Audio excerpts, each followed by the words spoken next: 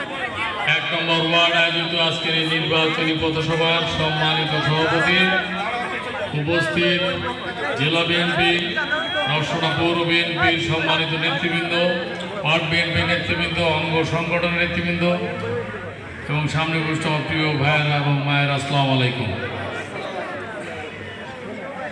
এখানে একটা জিনিস পরিষ্কার করতে চাই, আমরা রাজনৈতিক কর্মী নেতা, আমরা দেশের উন্নয়নের জন্য কাজ করি, মানুষের সেবা করার জন্য আমরা একটা ভিত্তি চাই। সেই ভিত্তি বা প্ল্যাটফর্ম হচ্ছে রাজনৈতিক দল। এখানে মহান নেতা বলে নেতাদেরকে জনগণের কাছ থেকে দূরে সরে রাখার যে প্রচেষ্টা, সেই জায়গা থেকে আমাদের সরে আসতে হবে। কর্মী নেতাই বলতে ঠিক আছে, ভাই চাচা এই বলতে ঠিক আছে। মহান নেতা বলার মানে আমাদের নিজেদের সাথে জনগণের দূরত্ব তৈরি করা। এটা আমাদের নেতা জনাব তারেক রহমান।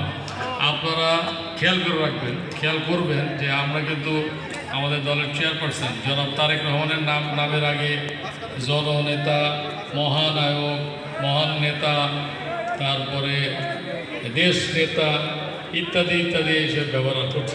1 নম্বর। 2 নম্বর, আমার রাজনৈতিক জীবনে অল্প একটু যদি সাফল্য থাকে সেটা দেখবেন এই যে স্টেজে আমরা বসা আছি, এই স্টেজে বসা সবগুলো চেয়ার একরকম, আপনাদের চেয়ারও কিন্তু একরকম। আমি যখন রাজনীতি শুরু করি এই এলাকায় তখন দেখতাম যে মাঝখানে একটা বিরাট সিংহাসন বসানো থাকতো।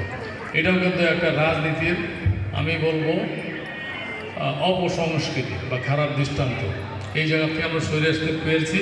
আমাদের আরও অনেক বিষয় আছে যে জায়গা থেকে সরে আসতে হবে। তবে আজকে নির্বাচনী পথসভায় আরেকটা বিষয় উল্লেখ করতে চাই, এখানে যারা আছেন, মায়েরা আছেন, বিশেষ করে নেতারা যারা আছেন, আর তাদের কাছে আমি জেলা বিএনপির পক্ষ থেকে দুঃখ প্রকাশ এবং ক্ষমা চেয়ে নিচ্ছি।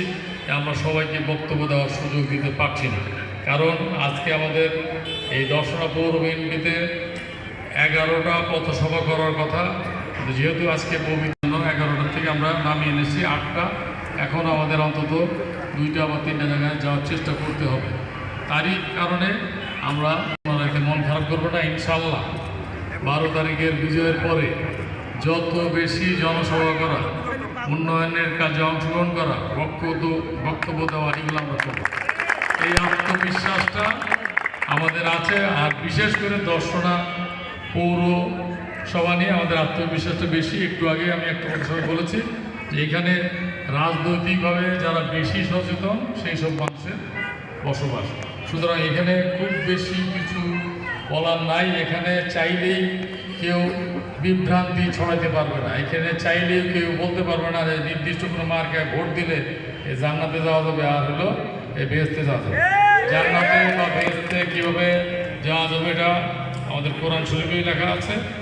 আর নারীদেরকে খাটো করে যারা রাজনীতি করতে চান তাদের রাজনীতিও বেশি দূর এগোবে না। এটা হলো বাস্তবতা। আর নারীরা ঘরের ভিতরে থাকবে, নারীদেরকে ঘরের বাইরে বা ঘরের ভিতরে আটকে থাকা যে রাজনীতি, সেই রাজনীতিও চলবে না। যদি ধর্মর কথাই বলি, আমরা ধর্মভিত্তিক রাজনৈতিক দল না, আমরা বিশ্বাস করি এবং আমাদের স্লোগান হচ্ছে ধর্ম যার যার, দেশ সবার। আর ধর্মীয় বিষয়ে যদি আসে, আমরা মুসলমান, হিন্দু, বৌদ্ধ, খ্রিস্টান সবাই মিলে একসাথে বসবাস করে একটি সুন্দর বাংলাদেশ, সুন্দর চুয়াডাঙ্গা অথবা একটি দর্শনা উপহার দিতে চাই। এখানে আজকে এই আগামী দিনে যদি ধানের শীষের প্রার্থী অত্র এলাকায় জয়লাভ করে, একই সাথে যদি বাংলাদেশে সংখ্যাগরিষ্ঠ আসন নিয়ে বিএনপি দেশ পরিচালনার দায়িত্ব পায়, এইসব দাবিগুলা পূরণ করার অবশ্যই চেষ্টা করা হবে এবং কিছু কিছু দাবি অবশ্যই পূরণ করা হবে। যেমন এই যে ড্রেনের ব্যবস্থার কথা বলা হয়, যে দর্শনা হল থেকে আরামভাটা পর্যন্ত ড্রেন নির্মাণ, তারপরে এই এতিম গরিবদের জন্য সুচিকিৎসার ব্যবস্থা, চুয়াডাঙ্গা জেলায় কলকারখানা স্থাপন, এগুলো আমাদের নির্বাচনী অঙ্গীকারের অংশ, জাতীয় অঙ্গীকার, স্থানীয় অঙ্গীকার। এখানে মহিলাদের কর্মসংস্থানের কথা বলা হচ্ছে। আমরা বাংলাদেশ জাতীয়তাবাদী দল, আপনারা জেনে থাকবেন আমাদের নেত্রী দেশনেত্রী বেগম খালেদা জিয়ার আমলেই কিন্তু নারীর ক্ষমতায়নের প্রাথমিক পদক্ষেপগুলো নেওয়া হয়েছিল। দ্বাদশ শ্রেণী পর্যন্ত শিক্ষা একেবারে মৌকুফ করে দেওয়া হয়েছিল আমাদের নেত্রী দেশনেত্রী বেগম খালেদা জিয়া। আমাদের নেতা শহীদ প্রেসিডেন্ট জিয়াউর রহমানের আমলে কিন্তু শিল্পায়ন, বিশেষ করে পোশাক শিল্প গড়ে উঠেছিল। ওনার উদ্যোগের পরে সবচেয়ে বেশি ভূমিকা রেখেছিলেন আমাদের নেত্রী দেশনেত্রী বেগম খালেদা জিয়া। এই পোশাক শিল্পে কিন্তু 70% কাজ করেন আমার নারীরা। তো নারীদের কর্মসংস্থান নিয়ে আমরা সচেতন, এই জন্য সচেতন যে বিশ্বব্যাপী খালি পুরুষের পাশাপাশি নারীরাও কাজ করছেন। নারীরা কর্মসংস্থানে নিয়োজিত হবে, তার অর্থই না যে আমরা পর্দাকুশিতা বাদ দিয়ে দেব। আপনারা খেয়াল করে দেখবেন যে আমাদের মেয়েরা, আমাদের সন্তানেরা বাইসাইকেল চালাচ্ছে, স্কুটি চালাচ্ছে, একই সাথে তারা হলো বোরখা পরে চলছে। তো সুতরাং এটার সাথে এটার কোনো সম্পর্ক নাই। তো আবার যদি ব্যবসা বাণিজ্যের কথা বলেন, আমি একটু ছোটো মুখে বেশি কথা বলা হয়ে যাবে কিনা, যে এই মেয়েদেরকে যে এই বিভিন্ন যে কুটির শিল্প বা অন্য শিল্পে তাদেরকে যে অংশগ্রহণ, এই বিষয়গুলো নিয়ে আমরা কাজ করব। আমি আমার মায়েদেরকে বলতে চাই, যারা আপনাদেরকে মিথ্যা প্রলোভন দেখাচ্ছে, দয়া করে তাদের কথায় কান দিবেন না। বাস্তবতা হচ্ছে এই, ধর্মীয় বিষয়টা যার যার একান্তই ব্যক্তিগত। অবশ্যই আমরা চাই সবাই ধর্মভীরু হোক, কিন্তু যেন ধর্মান্ধ না হয়।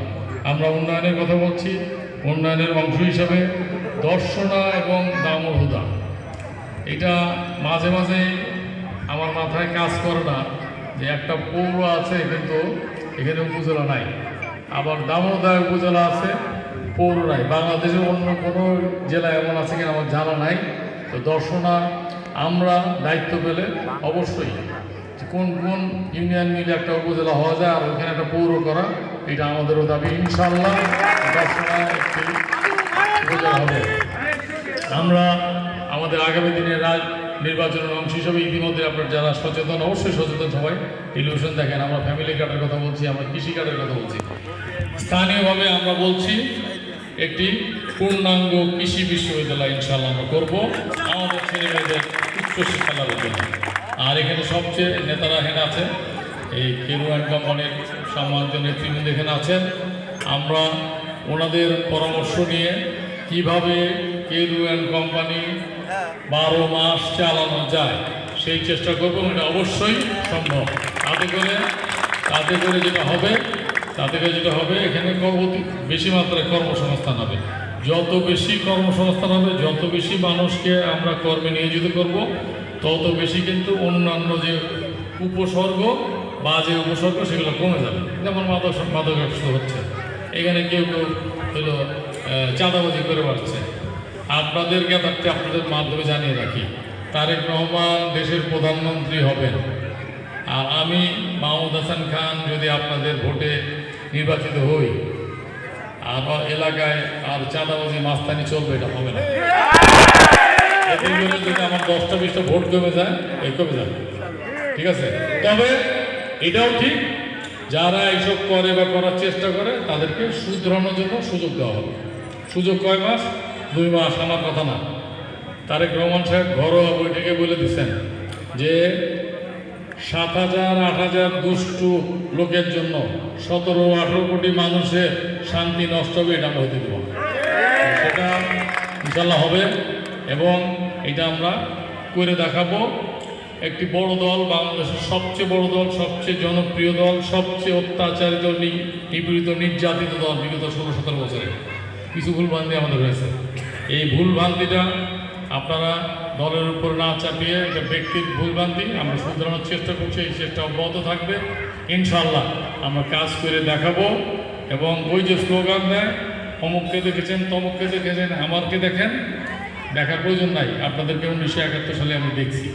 সুতরাং নতুন করে দেখে আমরা এই বিষ পান করতে চাই না।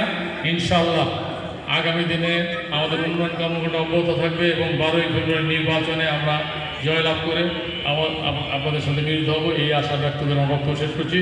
আল্লাহ হাফেজ। বাংলাদেশ জিন্দাবাদ, বাংলাদেশ জাতীয় দল জিন্দাবাদ।